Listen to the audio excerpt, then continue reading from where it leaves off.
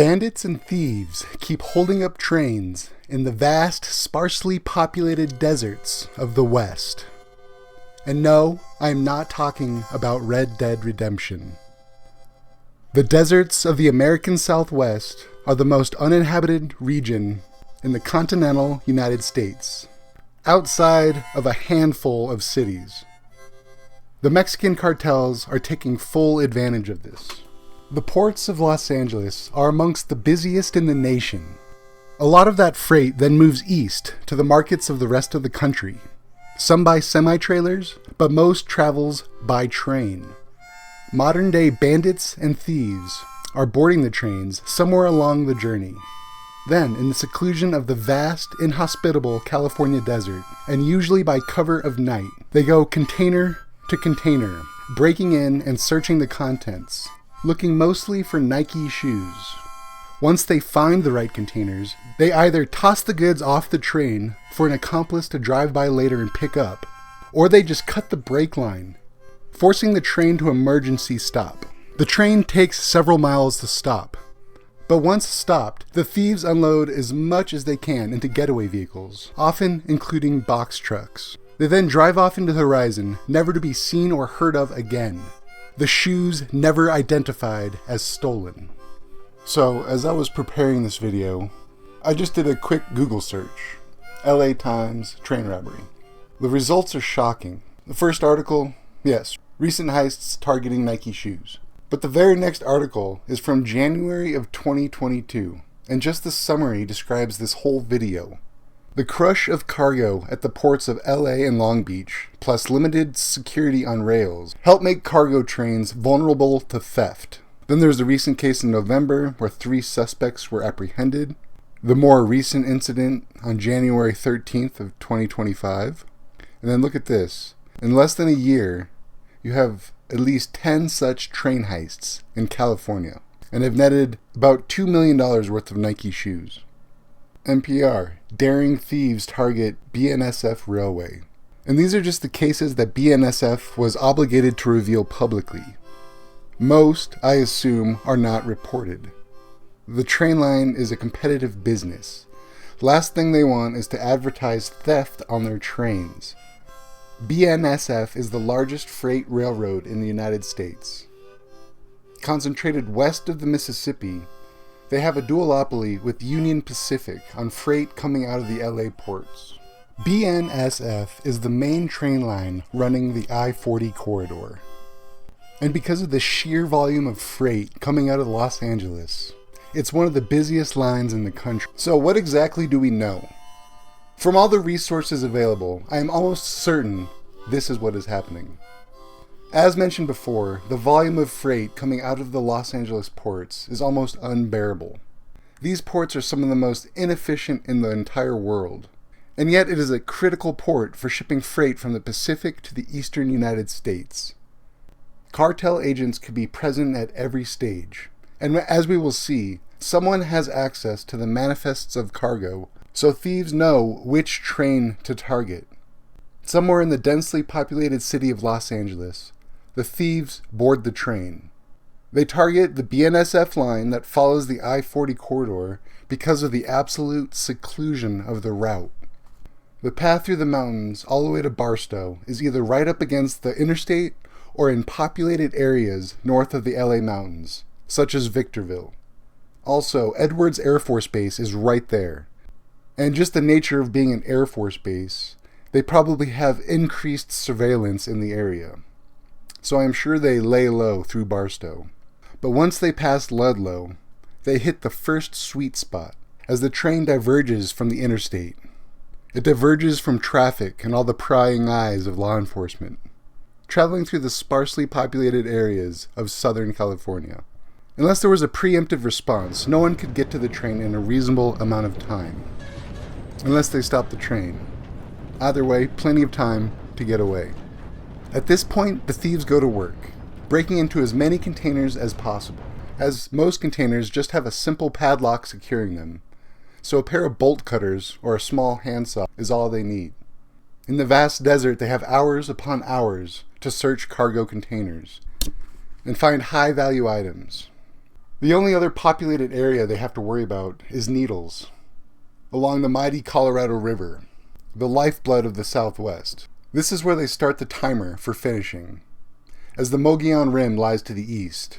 This is the edge of the Colorado Plateau, and has a sudden rise in elevation. Because of this, there is more precipitation, and thus larger settlements. They cannot risk getting to Williams, as this is a small town, followed by a military base, followed by the city of Flagstaff.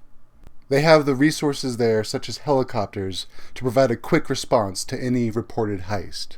These are the incidents that have been reported, just in the last 6 months.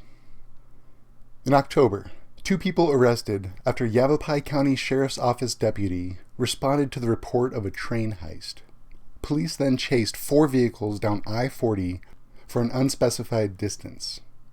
December, a passing BNSF train noticed a bunch of cases of Nikes piled next to the railway near Yavapai. 4 people, all U.S. citizens, were charged with possession of stolen goods after picking up the boxes.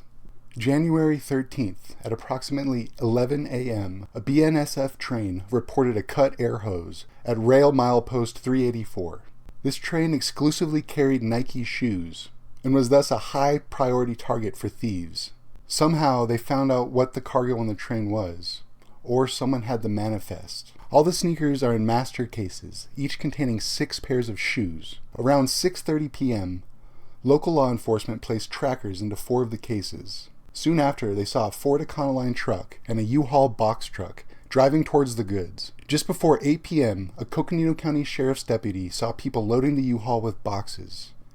One tracker matched the Ford Econoline on the South Fire Road 124. 2 trackers matched the Uhaul on Fire Road 113. The U-Haul stopped and didn't move for hours. The Ford Econoline was intercepted near Kingman. 1 person tried to flee but was captured. 2 men arrested in total. Over $200,000 of Nike shoes were in the back of the truck. Law enforcement camera caught video of an SUV driving to and from the U-Haul. In Williams, a Coconino County Sheriff's deputy stopped an SUV with 9 people inside. 1 had a key to the U-Haul. All 9 were arrested. Pre-dawn on Thursday, March 27th, a Hualapai Nation police officer pulled over a suspected vehicle connected to a train robbery. 8 people ran off. An unspecified number of shoes were found inside the vehicle. A second vehicle tried to drive off after being pulled over. This resulted in an 80-mile police chase down I-40 before the vehicle ultimately crashed. 2 suspects were arrested. And on April 7th, my contact in Flagstaff sent me this video. A freight train passing through town from the LA direction. Several of its container doors were wide open, flapping in the wind. They only captured video of 1 container, but they claim at least 5 container doors were open on that 1 train. BNSF did not stop the train, as this is exactly what the bandits want, as they can unload faster, all in one spot, and in the seclusion of the desert. My contact in Flagstaff also sent me this from April 10th, another container wide open at almost the last car. They said that this was the only one on this train. Perhaps the bandits know, through manifests, which train is which, and this was just to determine if it was the right one. These robberies are still happening as I record this, and the new tariffs will only incentivize the cartels to rob more trains. As the price of all the cargo on the trains goes up because of tariffs, the cartels make more and more money from robbing them. These tariffs just gave a huge pay raise to the Mexican cartels, already netting millions of dollars a year through train robberies. The amount of arrests and suspects involved obviously show that hundreds of individuals are participating in this throughout the Southwest, mostly U.S. citizens, with coordinated heists involving bandits aboard the train, a predetermined rendezvous point, and people ready to collect the goods and drive getaway vehicles. This shows the planning of a major crime organization, the Sinaloa Cartel. They are here in the communities of the Southwest. Where is the federal government? Does no one care about the safety of millions of Americans in the city of LA and the communities along the train line? This crime syndicate is only growing, and I don't hear anything from Washington. The Sinaloa Cartel has more resources than the small desert communities dotting I-40.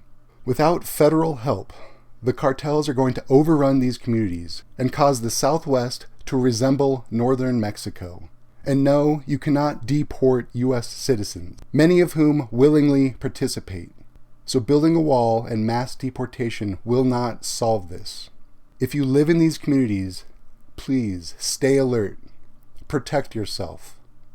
Help is not coming yet. But if this video spreads, hopefully the public outcry will force the government to do something. Besides, give the cartels a pay raise. Like and subscribe. Please help this video spread. These communities need all of our help.